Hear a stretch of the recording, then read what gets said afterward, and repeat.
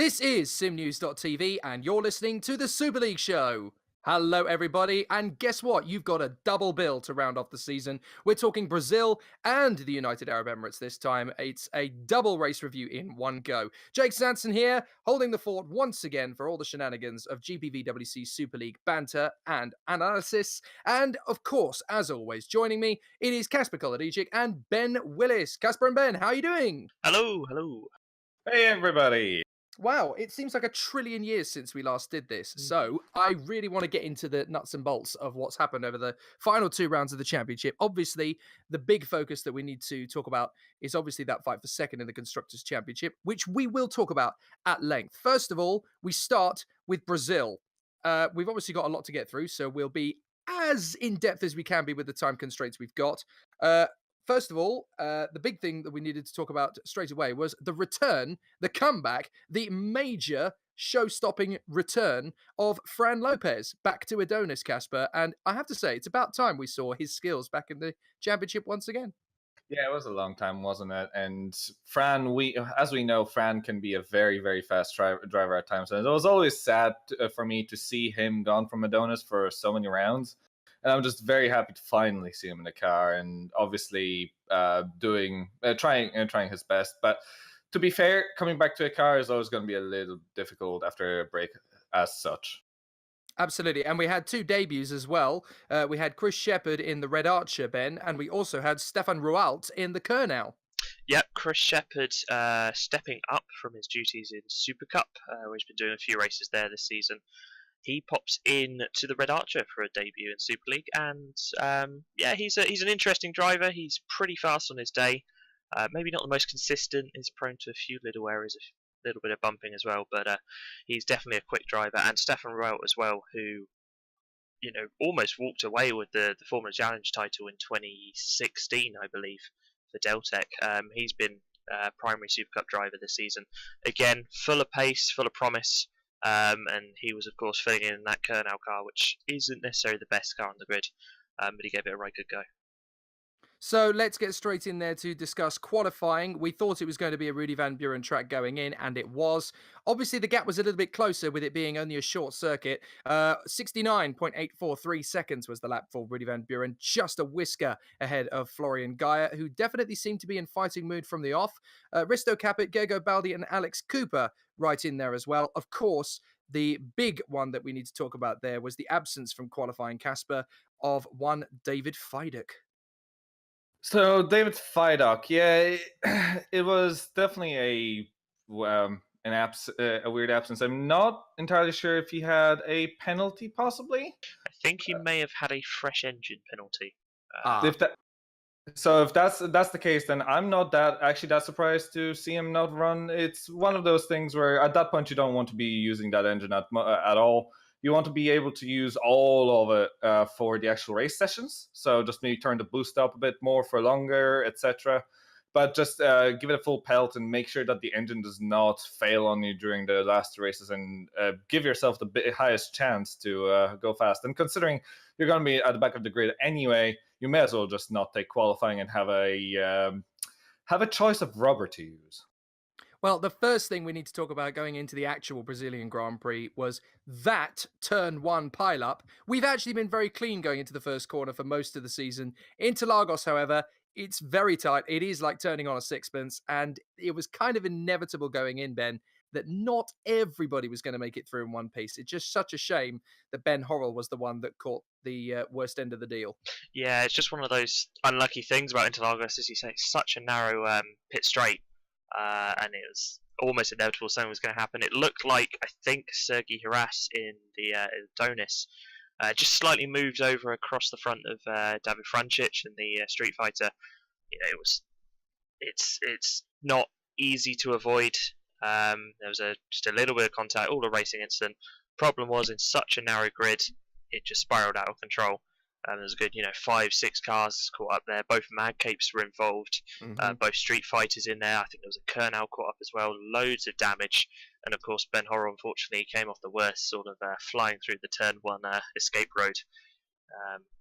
Not the race he wanted. And obviously not the start we wanted, but that's just the nature of the beast with Interlagos. It's being one of those classic tracks. It's still very narrow, not really designed for these wide cars, and it's something we have to sort of deal with. But after that point, interestingly, Casper, we kind of thought there might be a bit more of an intricate battle going on because it's Interlagos and it has a reputation for providing some great races. But very unusually for GPVWC Super League, it kind of ended up being a bit of a procession, strangely. Yes, it seems like everybody actually settled themselves into a kind of a pace and just kept on running. And to be honest, while Brazil can obviously get you a lot of very nice battles, the one thing that it cannot provide is if there's a car that's faster in front of you, well, there is not going to be a battle there. It's just the way that it works. So it's just one of those well, maybe not entirely unlucky incidents, but it's just one of those moments where cars are or drivers are far enough apart in times that you just can't catch up to the guys in front. Well, let's talk about one of the good aspects of the race because we had 22 cars on the grid, which was really good considering that in the last couple of races prior to Brazil, there had been a few teams that had struggled to get two cars or even one car on the grid. So it's great to see that we had 11 full capacity teams in there. Rudy Van Buren basically just was Rudy Van Buren in the Rudy Van Buren season that is the Rudy Van Buren 2017 Super League campaign. He just did what he's so good at. And of course, it turns out that that was great preparation for him to go on and do the amazing, which is, of course, now win World's Fastest Gamer, which is an amazing coup for a GPVWC Super League driver, and it proves just how good Rudy Van Buren is. And we all wish him our congratulations for that and look forward to seeing him in the McLaren garages next year. But we have to talk about the actual race. It was an important one for Vodbull, a 1-2 at this point in the championship, Ben, when they were desperately trying to score maximum points in the Constructors' Championship. That kind of put the whole thing to bed, really, didn't it? Exactly. It was extremely crucial that Vodbull picked up as many points as possible. Obviously, we've talked earlier in the season about the controversial moments over a couple of upgrades that they maybe shouldn't have put on the car, shall we say. They found a little exploit in the system. That cost them a whole heap of constructors' points. So they've been really on the back foot over the last few races trying to catch up to Norton and try and overtake them. So a 1-2 here was absolutely critical in that, and that's what they performed. Rudy, he checked out within the first 5 laps. He was gone. He was just building a gap, managed the race. Conservative strategy, but what he needed to do, and it completely worked. Kacper, okay, couldn't quite match Van Buren's pace, but still held on to a pretty solid second place, 6-second gap back to Gaia. So he did what he needed to do as well. So overall for Vodbull, couldn't have gone any better. So let's analyse things quickly, as it was a bit of a processional race. Good comeback drive from David Fidek, only beaten by the Vodbulls, Flo Gaia and Gergo Baldi. Jarl Tyen in the top 6 with the fastest lap as well. Worth picking up on that. Good job again from the Norwegian. Alex Cooper, the 2 Adonises of Heras and Lopez, and Thomas Hinz again rounding out the top 10. Good result from him there. With the final point scorers in Tobias Olsen, Ben Zupanek, David Francic, Liam Duval, and interestingly, the madcape of Michel Galka getting into the points there. So a very interesting one in terms of results, even if the racing itself was not necessarily the most exciting. But it definitely set things up for an interesting charge going into Abu Dhabi. Let's talk about a couple of other bits and pieces, though, before we head to the final round. Lucas Euler, Kacper, again. This is a man who was dominant in the rfactor 1 era. rfactor 2 just doesn't seem to be his bag. No, it really, really doesn't, does it? It just feels like he just cannot quite get the grips with the car. Maybe just, I'm not sure. Maybe it's the tires. Maybe it's just the way that you have to drive the car in rfactor 2 is quite a bit different than rfactor 1. I'm not entirely sure, but he just doesn't seem to be at all the person that he used to be when he was absolutely dominant. So, to be honest, we'll see how it does next season if he does race. I hope to see him, and I hope to see how that goes. But yeah, he just seems like a constant disappointment for the second half of the season, doesn't he? Absolutely. Well, that turned out to be Rudy Van Buren's last race of the season because obviously he had other things on his mind in wearing orange over the course of the week where he had to sit out of the Vodbull seat, but he handed it over to the team's reserve driver, Tom Parker, who filled in while Rudy Van Buren won the world's fastest gamer competition. Dino Paolini got himself into the Hawkeye, replacing Lucas Euler, Ben. That is kind of a sign of the times, really. I don't know whether that's Lucas deciding, I've had enough of this, or maybe the team decided they had enough. I mean, to be honest, we don't really know the full circumstances around that. It is nice actually to see Dino Paolini make the step up to Super League. He's been, pretty good in Super Cup, playing a bit second fiddle to Alex Siebel down there. But he's been showing extremely good pace, extremely good consistency in Super Cup. So it is quite nice to see him make that step up and have a go in the Hawkeye. We don't really know if that was a planned absence from Euler or if there's ulterior motives behind it. I'll say now I'd be quite surprised to see him back next season. It's hasn't been the best of form for him, which is obviously it's a big shame. We got to see a few more returning faces, if not new faces, in that round. Of course, Tom Parker, we've already mentioned, filling in for RVB at Vodball. Menno Klont in the Kernow, we're good to see him filling the seat there. And Jeff Fournier, the very popular Jeff Fournier, coming back into Red Archer for the final round of the championship. But this was a race of goodbyes, Kacper, because it was announced pre-race that the Croatian David Francic has elected to retire from GPVWC Superleague. And then we had the shock announcement about the same time of the Kernow Sport team announcing that that was their last race.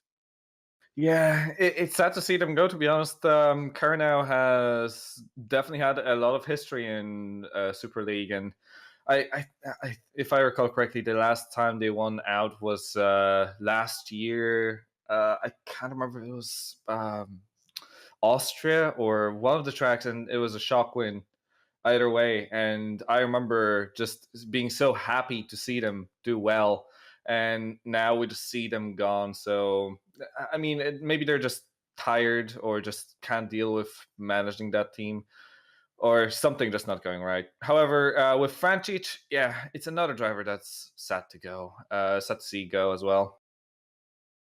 So with those two disappearing, we've also heard news that this is the last time that Flo Gaia, Ben, is going to be racing for the Nordian team. So that's an interesting one. Who will partner David Fidek next year? I mean, that is the ultimate question. I'm sure we'll find out a bit more at GPV Day. I know Nordson tend to announce their lineups there. They're always one of the first to get their lineups out. I have to say, I'm pretty surprised to see Florian Gaia leave Nordson. He's been there for the past 3 years. He's almost been a bit of a stable part of that team, really. It seems a bit weird to imagine Nordson without Gaia in these current times. And we don't really know where Gaia is going to end up next year. We know he will be racing.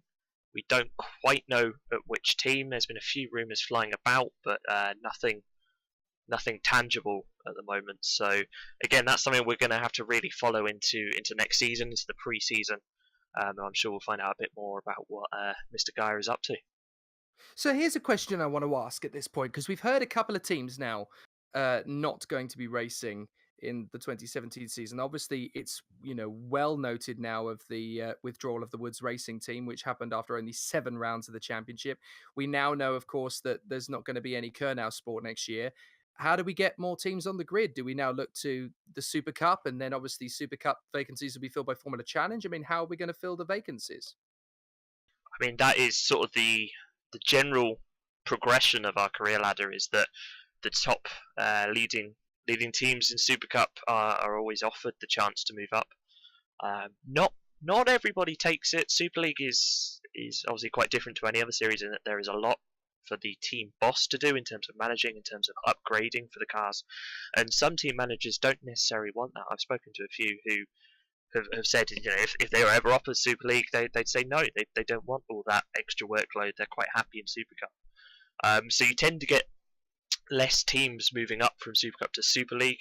I'm sure there will be some interested candidates. I know of a good 3 or 4 who I think would be interested in moving up. But again, time will tell on that one. And again, that's a thing for GPVWC Day to enlighten us on, as we will get the team announcements then. I have to say, any opportunity to get the Downforce Racing team out of that awful Formula Challenge car and have a go at the Super Cup car, I prefer that car to drive. It's nicer. Anyway, that's just me being completely and totally biased. I'll be professional again. Let's talk about qualifying from the Abu Dhabi Grand Prix. It was an interesting one, and we obviously knew things were going to be a little bit different because of the absence of Rudy van Buren. However, I'm not sure we were expecting it to be quite as interesting going into qualifying as it was, Kacper. I thought we were going to have a little bit of an interesting one, but in terms of how close it was a bit further away at the gap for pole position for Florian Gaia than I thought it was going to be.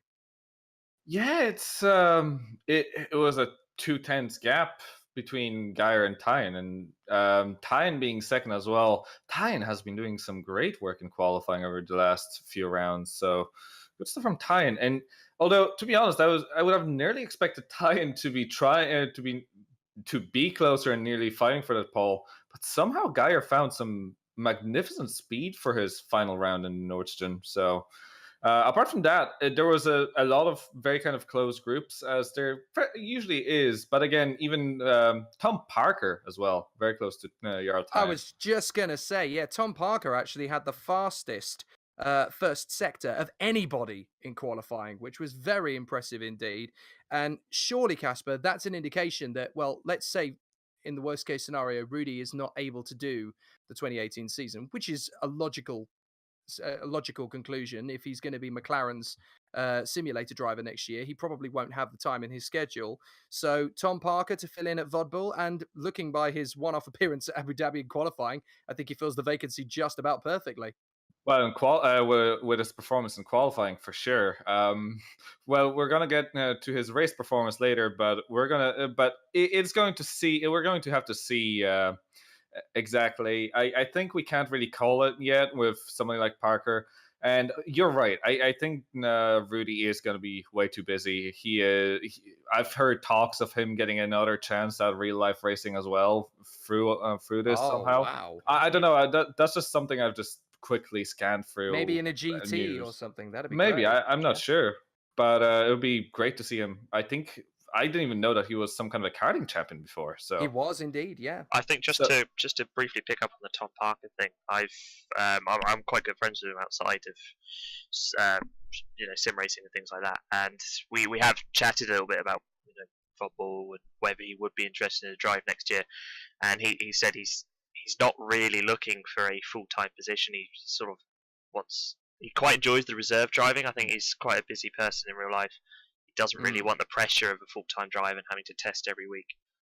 So personally, I can't see him, if Rudy was to go, obviously we don't know, I can't see him filling a primary seat, but who knows.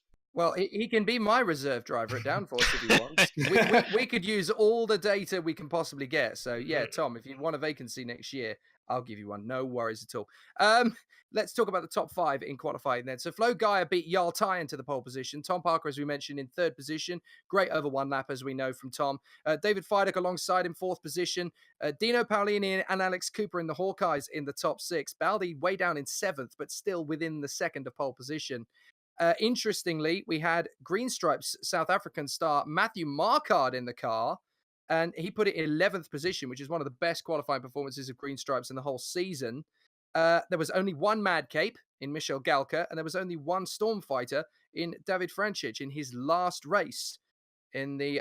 no. Am I right? No, Street Fighter. My apologies, David Francic in the car for his last ever race in the GPVWC Superleague, and he did manage to get it into the top 10, which was a good start to his final race. And then, of course, we had the start of the race. It was going to be a very interesting one, and we kind of set things up for Kevin Magnussen with our turn 3 shenanigans. That was a very interesting one, and a couple of people going a bit topsy-turvy in the first couple of laps, and it was an early exit for Michel Galka and ending the Mad Cape season on the most sour of notes.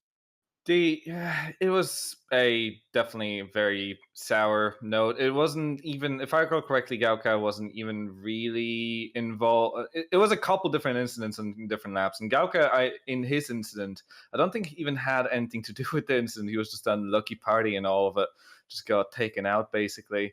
And Horrell, as far as we know, also had a fairly big backflip. So Yeah. that's I think he'd be happy that was simulated and not in real life. Well, yeah. I mean, in terms of sim racing accidents, you're not going to get too many that look more spectacular than that one.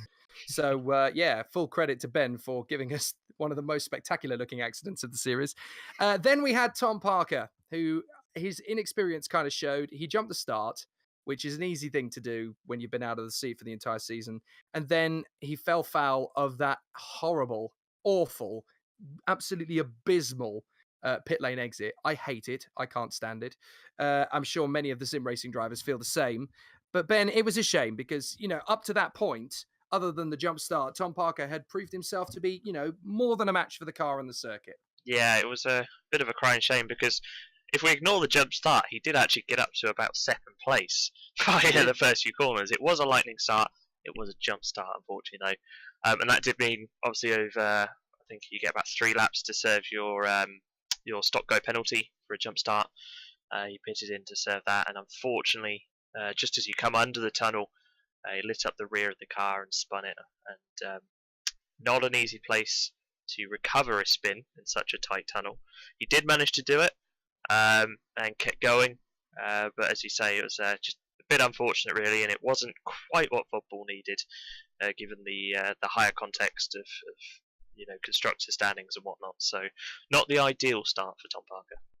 So I have a question at this point. How do you make an exciting race around the Abu Dhabi circuit? Well, there are 2 answers to that. One, you let the GPVWC guys go out and not the Formula 1 drivers. And 2, the second thing you do is you let Rudy Van Buren go and play World's Fastest Gamer, because this was a great race from start to finish. I really enjoyed it, to be fair. It was very, very exciting. There was so many great battles. We had the little bit of a slippery, slidey moment from Sergei Heres and Matthew Marquardt that ended in tears ultimately, but it was a great battle. It was actually. It was a good sort of multi-lap battle between Heres and Marquardt, utilising the DRS zones to their fullest extent to keep sort of swapping positions. Unfortunately, all came to a bit of a head on lap 21 though. Heres made a dive down the inside of Marquardt at the end of the second DRS zone into the sort of left-right left complex. Heres went a tad deep. Marquardt even went a tad deep, and that meant Heres had to take to the runoff on the outside and didn't rejoin in the best of manner. And both Heres and Marquardt had a little bit of a coming together, and ultimately that left Marquardt's car a bit damaged, and he parked it, which is obviously unfortunate, but it was a great battle up to that. So where else do we look? I mean, Jarl Tyne had a great opportunity to win the final race of the season. It all kind of went awry for him with an extended pit stop. Having started on the front row, he kind of fell out of contention with that. Now, was there a stop and go, Kacper, that we know about? It was a very obscure little moment there for Jarl Tyne. Not very uncharacteristic. I still don't really know, but it was very odd. He put it in a few laps after his previous pit stop, if I recall correctly. And it was just a pit in. The car went up on the jacks, if I recall correctly, but it waited and waited and waited. It just looked like a stop and go penalty because the car didn't seem to have much damage, if any. So to be honest, either there was some damage we couldn't see, or he did have a stop and go penalty for possibly speeding in a pit lane or something. I'm not entirely sure. However, that did lose him that basically lost him any kind of a hope and chance of contesting that win. So we had that little problem for Jarl Tyne, but we had some fantastic comebacks from 18th and 19th on the grid. We had Jeff Fournier and Risto Capit, both of whom, by the way, stormed their way through the field. Risto finally ending up in second, not so much of a surprise. Jeff Fournier, however, he was battling with David Fidek for the final spot on the podium in the closing stages. Definitely the best race of the year for Red Archer in terms of results. And Jeff Fournier putting himself right into contention for a full-time seat, Ben, in 2018, and I think he deserves it. I totally agree. Based on that performance, it was absolutely stunning. And consider I think he did have a back of the grid as well, so it was a plus 15 position gain across the race for Jeffrey Fournier, which is absolutely stunning when you put it into context. P4 in a Red Archer as well, beating a Wouters, beating a Hawkeye, beating a Vodball as well, and Tom Parker, beating some Adonises. Just absolutely stunning drive. Fournier looked really quick out there, and I definitely think he's put himself in the frame for a seat next year. Whether he'll get one, we don't know, but definitely a guy to watch there. And then, of course, elsewhere, we had Dino Paolini actually put one over on Mr. Cooper for a change, Casper. That doesn't happen very often, but it was great to see Dino Paolini kind of showing the main man at Hawkeye a bit of a clean pair of heels. Yeah, it's good to see. Obviously, Alex Cooper, a winner of a Grand Prix this season in Sochi with a bit of luck, but he has won a race this season, so he's not a slow driver. And to be for Pauline to one up Cooper is a fantastic achievement. And obviously, Paulini, one of the drivers we have seen in Super Cup as well, and as well as Fournier, and those two were quite often in around each other in that series. And Fournier just has this more spectacular driving, but Paolini always seems to be so consistent, and I'm not actually that surprised he got a P6 out of that. It's a very, very good position in such a competitive series. So it was a bit of a disappointing one for Wouters in the end, with Yaltine obviously ending up in 5th position with that pit stop problem. But again, an uncharacteristic misfortune for Gego Baldi, retiring from the race on only lap 40. So difficult there, and mechanical problems leading to that, joining the Green Stripes cars, Ben Horrell and Michel Galker on the sidelines. And that's frustrating for Gego Baldi, who at the start of the year, Ben, genuinely looked like he could be a title contender. Yeah, I mean, obviously we have to think back to, I think it was only the 3rd race in China when Gogo Baldi went and won there. We did think, do we actually have a valid challenger to Rudy Van Buren here? Over the season, it wasn't quite to be. Sort of the mid-season for Baldi wasn't as fast as I think he'd want it. It wasn't as consistent. He didn't pick up as many points. But it has been a really strong end to the season for Wouters. They've had a really quick car. Baldi and Tyne have worked extremely well together, and they have been scoring some brilliant results. I mean, Baldi did look on for maybe a P4 here, may have just put Fournier to the post for that one. But unfortunately, he did have a catastrophic engine failure rolling into Sector 3 on lap 40, flames everywhere. And it wasn't necessarily unexpected. He was running a 22% engine coming into this one. I think Wouters, it was a bit of a case of they didn't really want to bite the bullet by taking an extra engine and taking the back of the grid. They wanted to see if they could get this to the end. And unfortunately, it wasn't to be. So Nordsjön is another one worth talking about, because this is the team that a few races ago looked like they could have given a real run for their money with Vodbull, and it's difficult because they've kind of done in the last few races almost what Ferrari has done in Formula One. They're right in contention, and then it's all kind of fallen away. I mean, on this particular occasion, Casper, we had the parallel pit stop with both of them trying to come in together. Now, as we know, that is against the rules, and both of them doing a voluntary stop and go in the first round of stops is it. I mean, Guy did his a lot later, but it just looked sloppy, because this is a top running team, 2 brilliant drivers, and you kind of can see the reason why Feidek and Gaia are splitting, because there's a lot of rumors going around that there's a bit of a rift between them. This just looked clumsy. It did, didn't it? It just seems like there was absolutely no communication between the two, and obviously, it's something very akin to what happened and what could have happened in the race the day before in the Super Cup, where the two leading drivers were in the same team, and one of them had to give up on his second place essentially because he had to pit a lap earlier to not parallel stop for this exact reason. It's the same rules, and you just can't do it. And the penalty for this rule is, I think, a 10-second stop and go penalty in the race, or 30-second post-race penalty. And the drivers just seem to agree that between themselves during the race that the actual in-race penalty is less than the 30 seconds after the race. So they just decided to do it voluntarily. But Geyer just decided to do it so late that he just was able to build a bit more of a gap and kind of use it to his advantage as well. Whenever you can use a penalty to your advantage. It's a bit of an odd one, that one, to be honest. And it could easily have been a Nordsjön 1-2 if that hadn't happened. I mean, they were definitely on course for doing that. But having said that, they still got a 1-3 with Flo Geyer winning the last race of the season and his last race in a Nordsjön. Risto Capit coming home second, David Feidek in third. The other Vodbull of Tom Parker finishing in 10th, but that was enough for Vodbull to seal the Manufacturers' Championship, which is the crucial thing. Jeff Fournier, 4th position, a fantastic run, and only a 10th behind David Fidek. Could so easily have got a podium there. Jarl Tyne in 5th from Dino Paolini, with Ben Schubenek, Thomas Hinz, Alex Cooper, and Tom Parker rounding out the top 10 in front of Menno Klont, Sergei Heras, David Francic in his final race, and then the 2 Storms of Tobias Olsen and Liam Duval. And what does that do in terms of the championship standings now that the season has come to an end?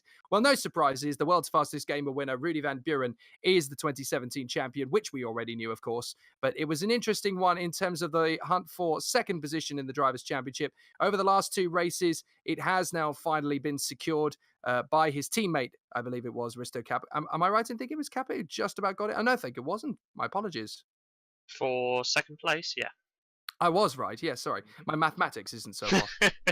It's the end of the season. It's been an amazing year and so much has happened. It's easy to lose track. So yes, Risto Kacper securing 2nd position in the Drivers' Championship, which was, of course, in the end, enough to secure the Manufacturers' title. And it's been a good end to the year because it could have been a tricky one with them having to let Tom Parker drive the car, with obviously Rudy having his other commitments. It could have been a really awkward situation and they could have let it spiral out of control for them, but fair play to Risto and Tom. They really rose to the occasion, Ben, and gave them the best possible chance. Yeah, as I say, they did what they needed to do to take the title. Kacper drove a good race, a consistent race. Didn't quite have the pace to match Gaia, but was challenging at the end. You know, he was only 2 seconds away when they crossed the line. And had Gaia not served that, well, not needed to serve his penalty for the parallel stop, I do think Kacper may have just pipped into the post and won that. But alas, P2, a good result from Kacper. He has paled in comparison a bit to Van Buren, sort of played second fiddle quite a bit for this season. But still, brilliant result there. And Tom Parker had his little moment at the start, but did valiantly fight back from almost the bottom of the field when he had to take his penalty really early on.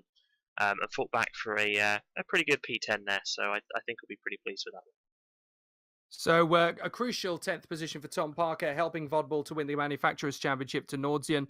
3rd position in the end goes to Wouters, who would pull well clear of Adonis Engineering, who again bagged some crucial points there. Hawkeye caught them up a little bit, but ultimately there were too many DNFs through the season to hang on to the top 4 in the Manufacturers' Championship. Red Archer 6th from a Mad Cape, woeful end of the season for Mad Cape, down in 7th in the end.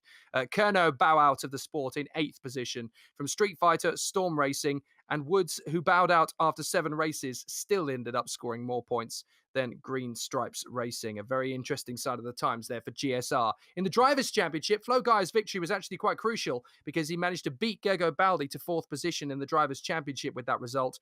Lee Morris behind Van Buren, Kacper, Fidek, Gaia, Baldi in the championship. Who knows where he could have finished if he'd have kept his nerves in check and finished out the season. Alex Cooper in 7th place from Jarl Tyne, who only joined us at Canada, don't forget, and he's still 8th in the Drivers' Championship.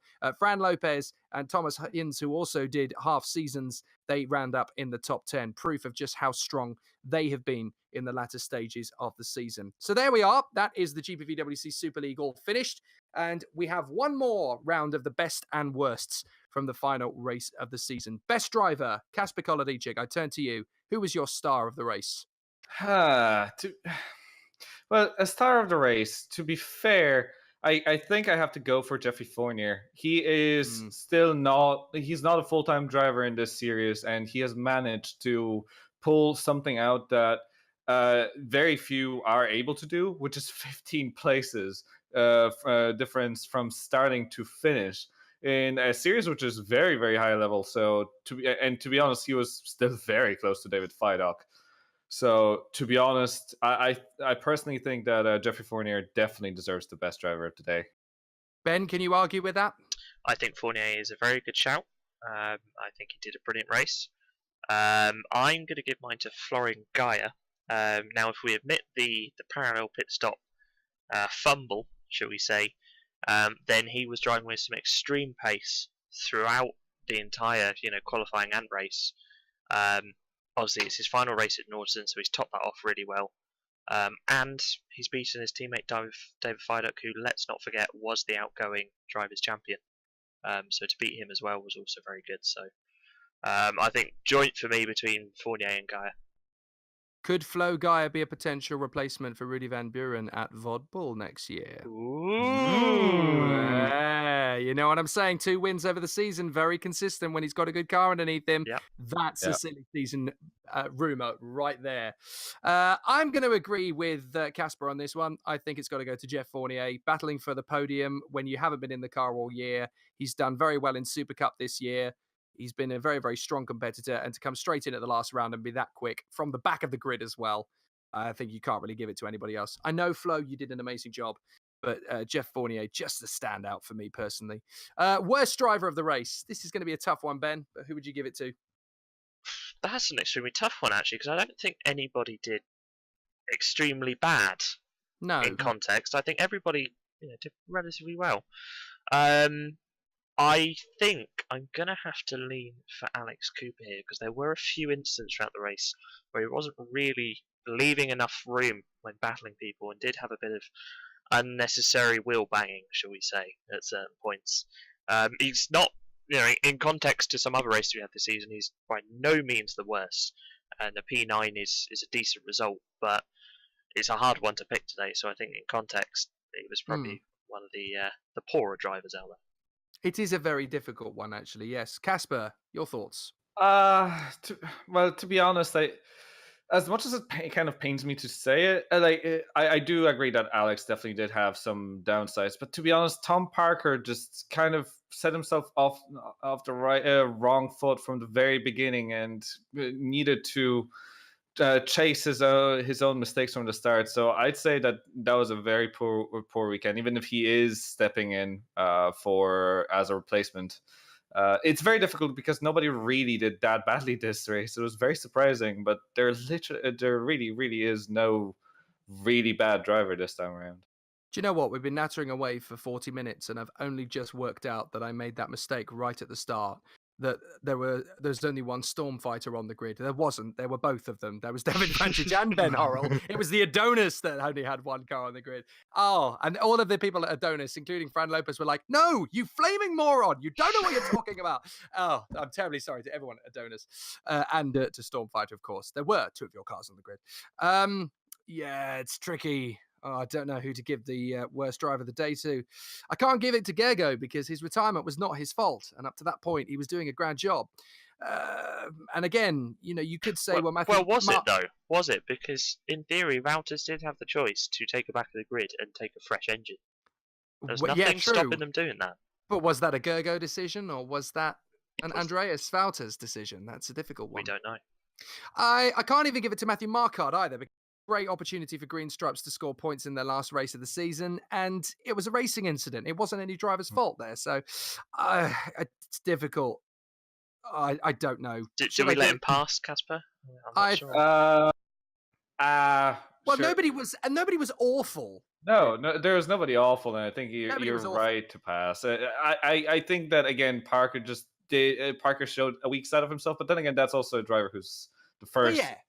It's a driver who just hopped in for a race, hasn't actually raced these cars in a racing situation. So he I think allowed you're right. one mistake in the season, considering he only had one chance to make a mistake. Well, he did 2 mistakes. So I am going to say a free pass. There was no worst driver. Let's talk about teams. Now, this is a tough one again, because there was a great performance in terms of a comeback drive from Vodbull. Both of their cars out of position by the medium point of the race, with Tom dropping back and Risto starting from the back. Nordsian 1 and 3. Red Archer really strong with both Jeff and Thomas Hinz. Kacper, who do you give the best team of the race to? Oh, with that communication, it's definitely not Nordsten. That as fast as they were, it after such a mess that those pit stops were at the beginning, and then the whole mess afterwards, I don't think Nordsten can really get that. To be honest, Red Archer did quite well for themselves this race, haven't they? So I mean, Red Archer may get my team of the best team of the day, I guess. Okay, Ben Willis, any counter arguments? No counter argument from me. I have to agree with Kacper.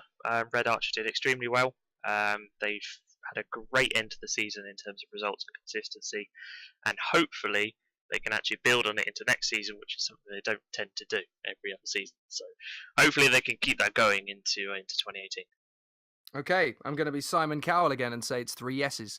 Yes, very good indeed there for Red Archer. Very good. So, yeah, everybody who's not from England watching GPVWC Yeah, I just lost that reference. hasn't got a clue what I'm talking about. Anyway, it's quite funny. So, worst team of the race. Now, we have several candidates for this one. Because, again, we have Mad Cape only turning up with 1 car and their season ending after 2 laps. Wouters dropping the ball strategic-wise with, only a 22% engine, hoping and praying that with 3 massively long straights, they're going to get to the end on a 22% engine. It's tough. Ben, what would you say? Mad Cape for only fielding 1 car and getting 2 laps. It's not good enough from a Super League team to have 1 car as an event.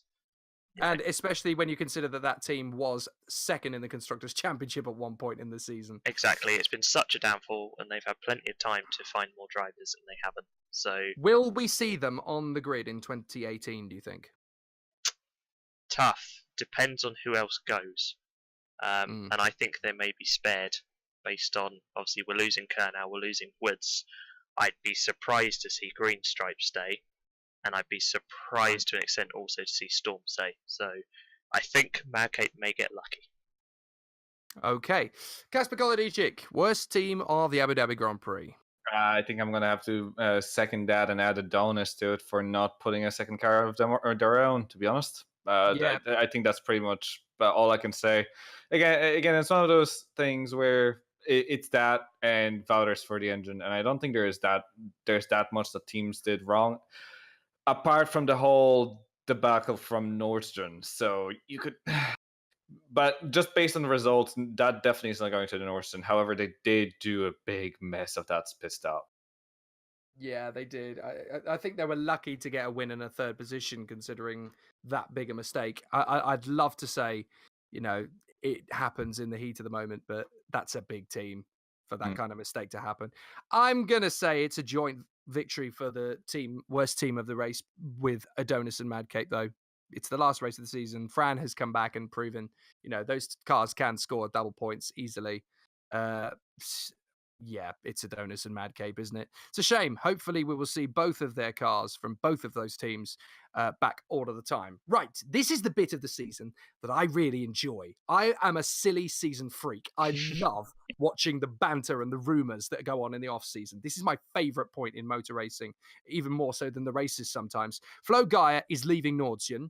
Will he end up at Vodbull alongside Risto Capit? He did win 2 races in the season. He is highly motivated and could be a championship winner in 2018. I'd like to think he's in contention. I did talk to Mike Pittman pre-show, and he did say he's not giving away. One of the drivers is definitely signed, and one of them is about to be signed. And he did say that Tom Parker is in contention for that seat. That's all he's willing to give me at this moment. So we don't really know anything.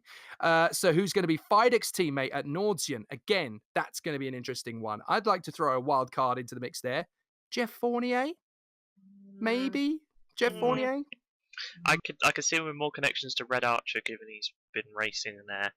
And I think, did he do the young driver test with them as well? Yes, I think he might have done. Yeah, yes, true. So more from a connections point of view, I see him being a link there. I can't quite see the link to Nordsian yet, but silly season does surprise us. Well, that's true. And Nordsian is going to be looking for a top-level driver to join David Fidek. They're going to want to push for the championship, so they're going to need to find somebody who'll go up against them. I don't really see Wouters changing anything. I can see Gego Baldi and Yaltayan staying. I think they'll stay for another campaign.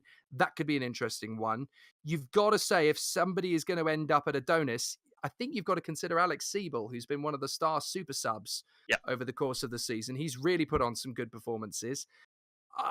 Who on earth would you put in the Mad Cape if they stay? I think they're going to need to get on Facebook and make some friends or something, because they're really struggling to put drivers in that car over the course of this season. Yep, and of course there's a seat open at Street Fighter as well. There is a fight, yes. That is an interesting one. And who would you put there? I wonder. tough. Could you make the massive jump and go for Formula Challenge champion Maciej Mlinek? Because he was pretty impressive at the start of the season when he came in as a sub. And maybe, just maybe, Maciej Mlinek could have a seat in a Super League car. I mean, if he can do something that if he can drive like he did in the early season, I think he would be a viable option for most teams, to be perfectly honest. Matthew Marquardt is a potential one as well. When you consider that he's got good one-lap pace, he came into Green Stripes. He's been really strong in Formula Challenge. And I know, having battled with him, that he is a clean but very firm and hard racer. And I think in any team, that could be an interesting challenge. Maybe he'll be in one of the lower teams to start with, but to be fair, the South African could be a safe pair of hands for anybody. So there's plenty of opportunities. We could go on and on and on about this for an entire evening just on its own. And I have a feeling that when we do our season review, we'll have some more rumors to give you. So we'll come back to it. We did see some very interesting names in the Young Drivers Test, of course, who we may see in the future. I'd just like to take this opportunity to make all of the people who competed in the Young Drivers Test thank me for not doing it in the end. I was going to. I was close, but I had work come up. So well done to Elise Skinner for filling in for me. Did a fantastic job from what I hear. So let's talk about the Young Drivers Test a little bit. It was the fastest time eventually was Dennis Jordan in the Adonis. We had Maciej Mlinek in the Wouters, who was right up there, as well as the Croatian Petar Brilak, who was a pretty interesting one. Siebel in the Adonis did well. Pedro Gomez came into Hawkeye, and the Portuguese driver, who's pretty much come from nowhere, has done a pretty good job there. Matthew Marquardt impressed in the Red Archer. The Spaniard, Borja Milan, who I've seen in various different championships, has come in and done a good job in the Adonis. It was great to see in the another one of the Red Archers, Matt Richards, the Welshman, who is very much known for his touring car racing prowess, come in and do a good job in the Red Archer. And then, of course, we had the two Swiss drivers for Nordsjön, Lucas Schmidt and David Junt. So an interesting job. And then I noticed a couple of drives. Ben Willis, you seem to get a run in a Vodbull. How did you find the car? It's a brilliant car to drive, actually, compared to what I have driven before. Obviously, I did a few races in the Green Stripes at the start of the season, and the Vodbull is a class apart in terms of how it feels. I didn't necessarily get the best laps in. It was more of a bit of fun, the event for me. But it was just a great car to drive and a great evening, really. However, it's also worth mentioning that there was a pretty strong run from a chap called Kacper Kolodijic, who got into the Stormfighter and bagged a time that was in the 1:41s. Very impressive, Kacper. Oh, thank you. And to be honest, I was very tired that day, and I think I could have gone faster. But you got the driver's excuses. I know, Here we go. Excuses, but no, it was a lot of fun. I'll be honest; these cars are a lot of fun to drive. But I have to say that the thing that we've been talking about, the tires, are absolutely horrendous. What a surprise! The ultra soft tires, I have to be honest, were probably some of the worst tires I've ever driven on in any car ever. Well, just be grateful that we're not going down the route of 2018 Formula One, where we're going to get hyper soft and super hard and, mega mush and all these ridiculous compounds of tires. Give me marshmallow tires. That's what we need. Oh, yeah, we totally need marshmallows on the four corners of the car. Right, GPVWC Day is coming. In fact, by the time you've listened to this, you should be getting your tickets together to get on a plane and fly to Belgium. It's going to be a really exciting weekend. 2nd of December, of course. I want to be there so badly, but unfortunately, contractual obligations mean I can't. I'm working elsewhere.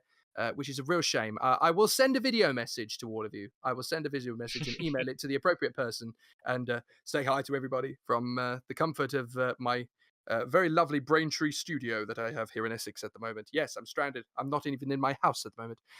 But genuinely. But SimNews.TV will be live throughout the entirety of the event with coverage, interviews, with analysis from the season, with video clips from the Super League, the Super Cup, and of course Formula Challenge. Lots and lots of stuff going on there as well. And there's going to be a season review show before Christmas as well. So don't worry, folks. We will be back before we let Santa Claus land on our roofs. However, However, we are going to be back fully in the new year. We're going to be back and doing it all over again. It's going to be a great 2018 season. I can't wait for it. Neither can you. Go on Twitter and follow us at SLShowSN. If you want to chat to us, then you can give us the hashtag SLShow. There's lots of news coming about Downforce UK's affiliation with SimNews.TV and GPVWC for 2018. It will be bigger, it will be better, and it will be more inclusive and more interactive. That's all we can say for now. We are going to announce some big plans over the next coming weeks. However, we hope you've enjoyed the 2017 GPVWC Super League coverage. I certainly have enjoyed it. It's great to be with you, and hopefully it will continue into 2018. A huge thank you to my panelists, the Kacper and Ben Willis. It's been amazing hanging out with you post-race every year, every round. It's been magnificent. Well, really thank you very much. Thank you. It's been a great season. And if you've enjoyed it, then all you have to do is hit the subscribe button and you can follow and listen back to all of the great shows, all of the moments when we messed up and I got things terribly, terribly wrong. And you all had a good laugh at my expense. But that's the way we do things. It's great entertainment and it's going to be even better in 2018. If Rudy Van Buren is not on the grid in 2018, who will be champion and which car will they be driving? Silly season is upon us, and I can't wait to see just how silly it gets. I'm Jake Sanson. You've been listening to the GPVWC Superleague Show. I'm very, very grateful that you joined us for the entirety of the show, and we'll see you again very, very soon indeed. Tune in to SimNews.TV for the GPVWC Day on the 2nd of December. That is this weekend. Other than that, we'll see you again in the run-up to Christmas.